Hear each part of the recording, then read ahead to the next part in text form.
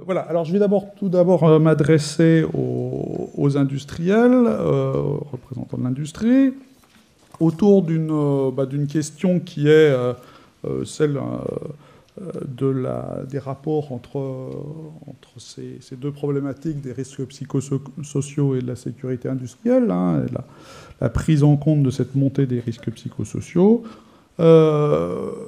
Dans vos pratiques, dans vos expériences, dans vos entreprises, est-ce que dans vos évaluations des risques industriels, vous prenez en compte ou vous essayez de prendre en compte les interactions avec les risques psychosociaux et réciproquement, dans vos plans d'action sur les risques psychosociaux, comment appréhendez-vous ou intégrez-vous, si possible, les questions de sécurité? Donc je vais commencer par donner la parole, on va respecter l'ordre alphabétique, la tyrannie de l'ordre alphabétique habituelle pour chacun des sous-groupes. Donc peut-être monsieur Faucon. Eh bien, en effet, beaucoup de choses très intéressantes ont déjà été dites justement sur ce sujet. Et comme vous, en fait, je partage justement effectivement la convergence qu'il y a justement par rapport à la prise en compte des facteurs humains pour faire progresser la sécurité. On voit bien que ça va de pair avec l'amélioration de la prévention des risques psychosociaux et l'amélioration de la qualité de la vie au travail. Alors tout ça peut paraître évident, mais justement, en préparant cette table ronde, je regardais un peu, finalement, est-ce que c'est si évident que ça ? Et pourquoi ? Et si on regarde justement l'histoire et le chemin que l'on a passé, c'est assez intéressant de voir que, comme le disait Madame Chermollard tout à l'heure, en fait, nous retrouvons bien en fait deux lectures. Donc une première lecture qui passe justement, comme le disait François Danielou tout à l'heure, et je commencerai aussi par ce point-là, par le travail. Donc notre objectif à tous, c'est de bien faire le travail.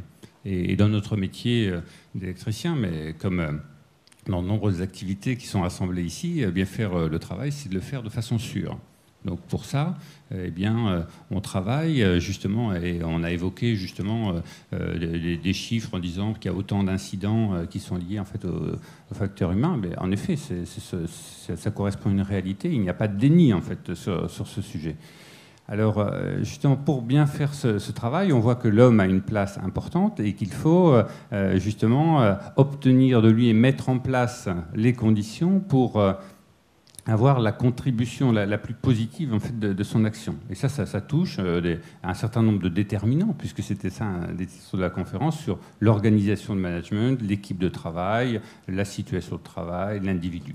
Donc ça, c'est un chemin qui avance pour faire bien le travail, en allant chercher la contribution positive en fait, de l'ensemble des acteurs, des opérateurs, mais de l'organisation aussi. Mais lorsqu'on a dit ça, on n'a pas parlé, en fait. Et lorsqu'on fait ça, lorsqu'on fait des modifications, alors on le fait bien ou on peut encore progresser. Et une fois de plus, il faut beaucoup d'humilité sur ce point-là. Et il y a encore beaucoup de marge, en fait, pour progresser. Et même la réglementation en fait, définit un cadre sur ce sujet. Quand on fait des modifications, des transformations, on évalue les impacts et le CHSCT a sa place en fait, tout à fait pour la présentation en fait, de l'impact de ces évolutions. Et donc ça, c'est un chemin qui avance. Et on a, on peut dire, un certain nombre d'années d'histoire pour travailler dans ce domaine. Et pour converger, justement, on voit pour la maîtrise en fait, de la sécurité industrielle et la qualité de notre procédé, de notre production. À côté en fait, de ce chemin, le deuxième chemin, et là aussi ce chemin, il n'est pas si récent que ça, ce n'est pas l'actualité qui a éveillé, et je rejoins bien aussi ce que disait François Danielou sur justement la chance qu'ont peut-être les entreprises à risque sur ce sujet, en fait, d'avoir eu ce chemin. Et lorsqu'on regarde, par exemple, l'histoire de notre entreprise, une des particularités aussi, c'est le rôle d'autres acteurs, qui n'étaient pas les acteurs naturellement impliqués dans la production, que sont les médecins du travail. Et en fait, l'intérêt d'entreprises comme les nôtres, c'est d'avoir eu une histoire en fait, avec la médecine du travail. Et dès 1985, on voit la création de groupes sur la psychodynamique du travail. Je n'étais pas là à l'époque, mais ça devait paraître des choses assez invraisemblables à ceux qui construisaient en fait, le travail. Mais cette histoire s'est faite petit à petit. Et bien sûr, sans doute a-t-on commencé par l'impact par la santé, et une fois de plus, je reviens sur ce que disait François Danielou tout à l'heure, sur le mal-être. sur des situations difficiles. Et donc, il y avait les médecins du travail, les organisations syndicales et aussi, en fait, la filière RH qui travaillait et qui remontait, en fait, à rebours la chaîne par rapport à celle que l'on vient de décrire sur la construction du travail. Et là, pour sortir du mal-être et aller au-delà, justement chercher des facteurs de protection, eh bien, on a retrouvé, en fait, un certain nombre de déterminants. Donc, et une fois de plus, dans nos notes internes maintenant, lorsque l'on travaille sur la prévention des risques psychosociaux, on retrouve la dimension environnementale. Parmi les différents, nous on a 5 déterminants, pas les 9 qui étaient évoqués en fait par Jean-Pierre Brun tout à l'heure. La dimension professionnelle, la dimension relationnelle, la dimension éthique. Et c'est là où on va voir en fait dans l'éthique justement la difficulté de l'arbitrage entre ce qui est attendu et ce que l'on pense et des arbitrages que l'on a à faire. Et aussi la dimension organisationnelle. Et là, voilà, nous nous trouvons face à 2 approches qui avaient finalement en fait les mêmes déterminants. Et donc, lorsque aujourd'hui l'actualité, la réglementation nous demande en fait de bâtir en fait des plans d'action, de négocier en fait des accords, un des risques dans lequel on aurait pu se trouver, puisque là on est simplement sur la deuxième partie, c'est de ne faire que ça et de ne faire que des plans d'action et des accords uniquement avec cette population qui avait travaillé en fait par cette étape et de construire, certes, et c'était un progrès, des actions multidisciplinaires, mais avec des gens que de façon caricaturale, j'appellerais les soignants du travail. Alors que l'on voit qu'en effet, l'efficacité en fait, de nos démarches, et je ne dis rien de plus que ce qui a été dit, c'est qu'en fait, cette approche multidisciplinaire, elle se fasse en associant à la fois ce que j'appelle de façon provocatrice, et je me range dedans, en fait, les soignants, à les autres acteurs, ceux qui organisent et qui font en fait, le travail. Et on voit que on peut produire en fait un certain nombre de résultats. Alors bien sûr, il reste encore beaucoup de choses à faire. Et je dirais que l'expérience que l'on a acquis justement dans les secteurs de la production, où on avait peut-être ces premières étapes sur le risque industriel, eh bien, on voit qu'il faut aussi les mettre en œuvre dans les autres secteurs de l'entreprise. Et je pense par exemple au secteur tertiaire, qui sont des points très importants. Merci. Monsieur Giret, donc GDF Suez, s'il vous plaît. Oui, bonjour. Par rapport à ces sujets, déjà peut-être enfin tout le monde peut-être a entendu déjà parler de GDF Suez, mais disons qu'on est un groupe avec beaucoup d'activités et beaucoup de différents métiers. Donc ça va de la production à la distribution d'énergie et aux services. Et en gros, GDF Suez, c'est donc 220 000 personnes aujourd'hui, réparties dans le monde entier, mais 90% en Europe. Et je dirais 80% de l'effectif quasiment est dans le service. Hein.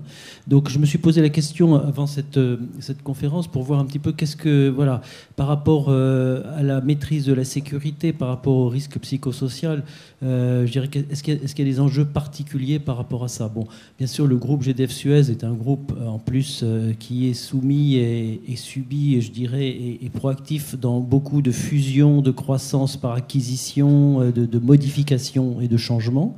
Donc source bien sûr de risque psychosocial. Hein.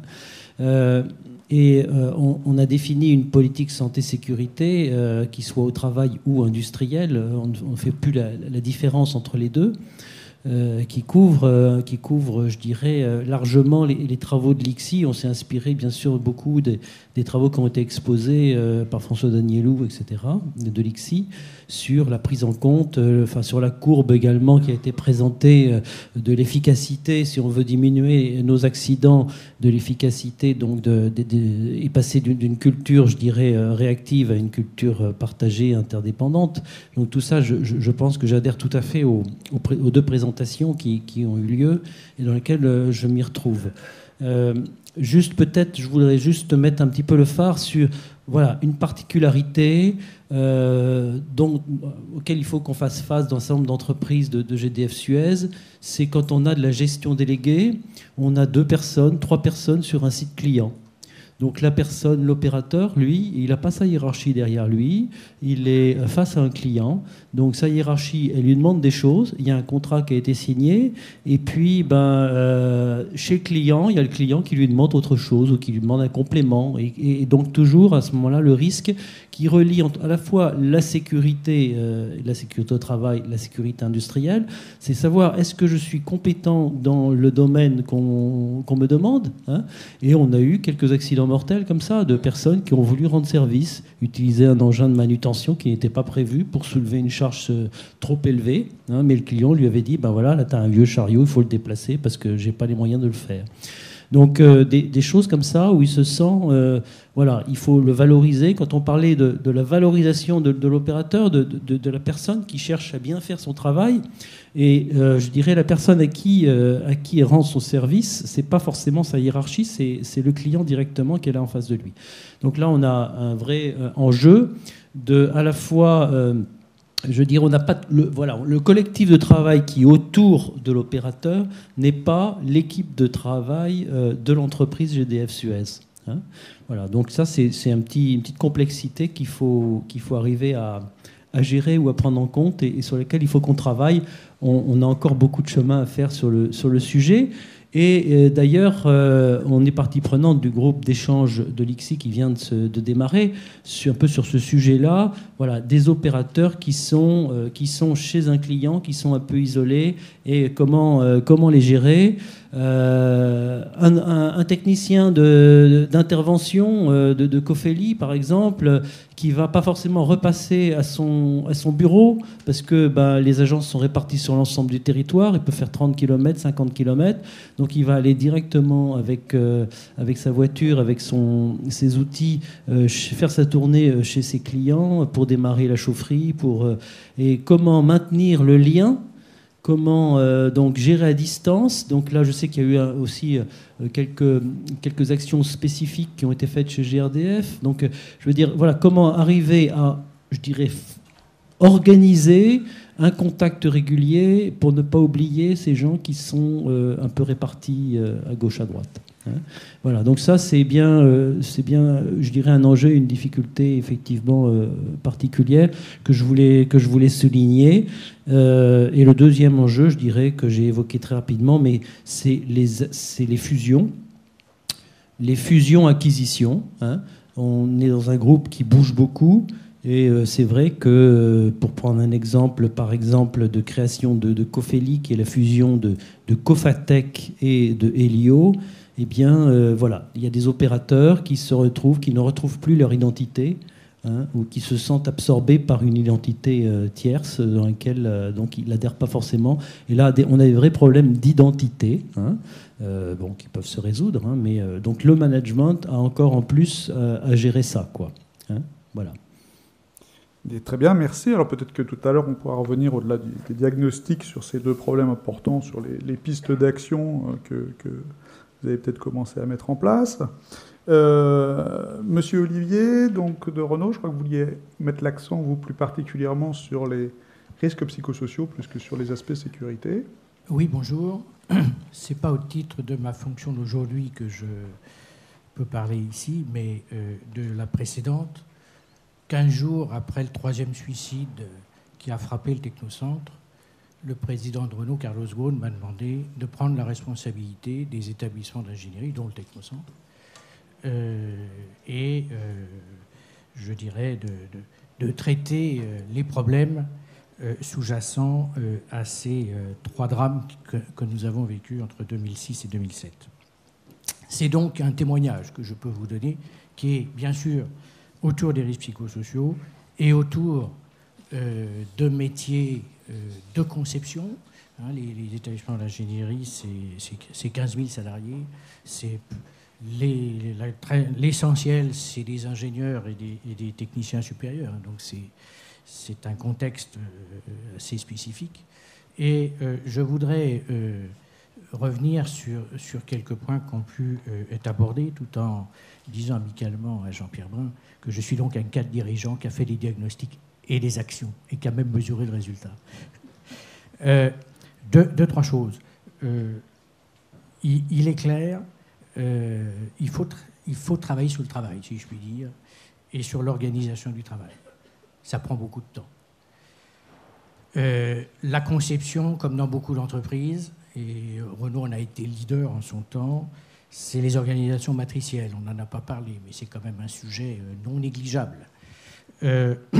Et les enquêtes que nous avons faites mettaient en évidence la complexité de comprendre dans les organisations matricielles ce qu'était la responsabilité des gens et qui était en finale leur donneur d'ordre. Nous avons donc voulu simplifier cette organisation matérielle, pas la supprimer, c'est impossible, on ne sait plus faire de voiture aujourd'hui si on la supprime, mais essayer de la simplifier pour les gens. Et partant d'un principe, il faut que les managers d'hommes managent les hommes et que les managers de projets managent les projets et pas des hommes. Je résume. On y est arrivé pour l'essentiel. Ça nous a pris 1 an et demi. Nous avons réorganisé comme cela 12 000 personnes. Le problème, c'est que quand vous arrivez dans une situation de crise, il est urgent de faire donc des choses plus rapides, sans négliger ces sujets de fond. Nous avons aussi travaillé sur la charge de travail, car c'était un des sujets majeurs. Et simplement pour vous donner l'idée de ce qu'on peut faire, le problème, vous l'avez dit, c'est de la mesurer. Nous avons donc créé des fonctions que nous avons appelées dans notre jargon adjoint charge ressources, adjoint au directeur métier. Nous avons 13 métiers pour concevoir une voiture, qui sont donc des gens haut placés, adjoints à des directeurs métiers. Charge ressources, eh bien c'est simple, hein. Il mesure la charge qui va être demandée pour un projet et il a pour responsabilité de mettre une ressource. Et s'il n'y a pas de ressource, il n'y aura pas de projet. Ça, c'est directement lié à la crise dramatique que nous avons vécue. Je ne dis pas que ce n'est pas perfectible, c'est toujours difficile de mesurer la charge. Et la charge, ce n'est pas des bouteilles d'eau. La charge, c'est des jours-hommes. C'est avec des aléas, etc.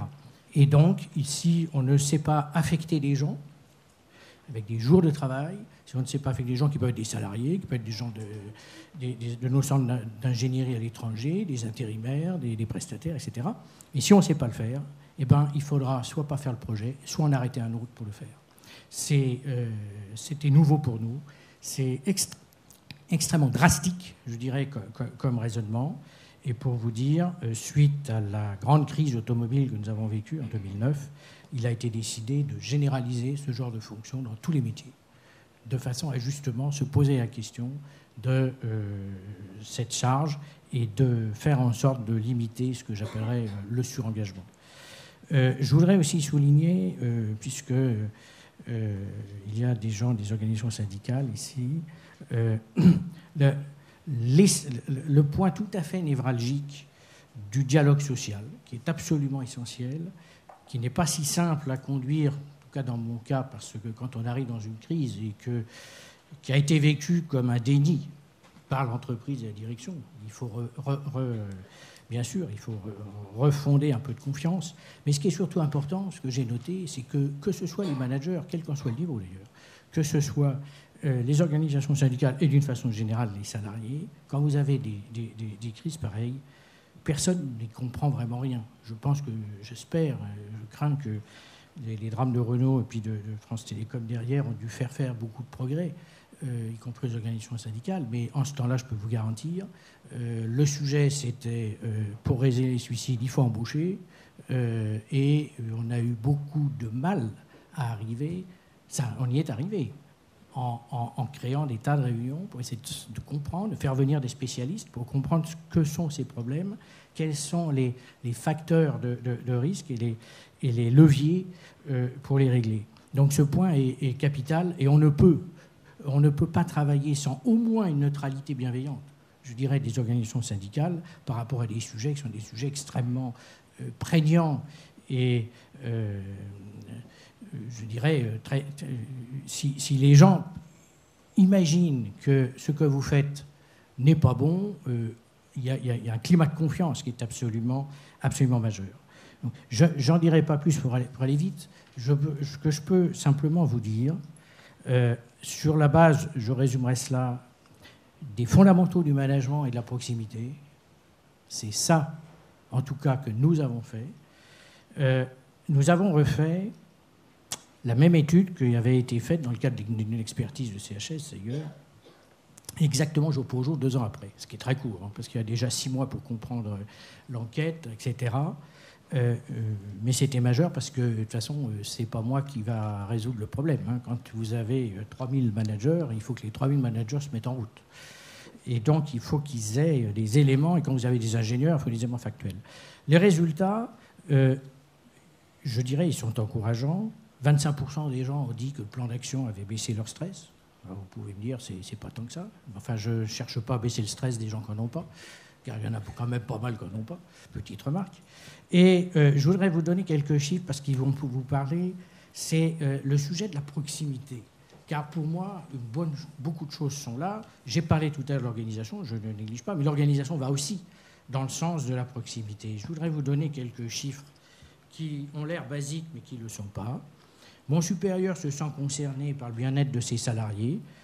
On était, juste après les suicides, à 67%, oui, on est passé à 73%.